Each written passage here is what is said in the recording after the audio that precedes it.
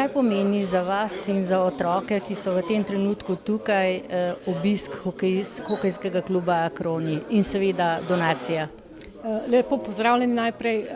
Seveda zelo smo veseli, da se tako prepoznavni fantje, kakor so naši hokejisti z Jesenic, spomnijo na nas, na naše bolne otroke, da jih pridejo zbodriti in spodbujati tudi takrat, kadar so otroci z malo slabši koži in ne morejo biti sami na hokeju, kajti moramo vedeti, veliko naših otrok, ki so pacienti, je tudi v hokejskem klubu.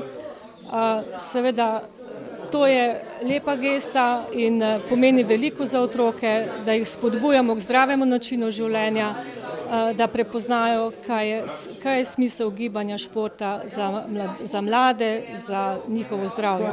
Mislim, da je pomembno, da klub stremi k temu, da na lokalnem področju pomagamo, kjer le lahko.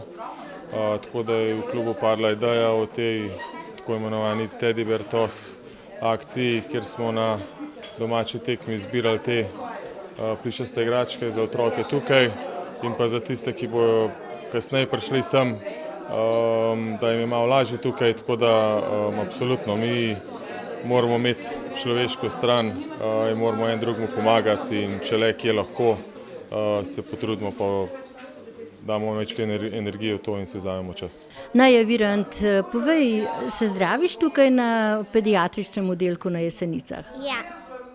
In koliko časa že? Nekaj dni? Ja, Zakaj si pa zbolela? ker me ful trebuh boli. Trebušček, pa je zdaj že boljše? Ja,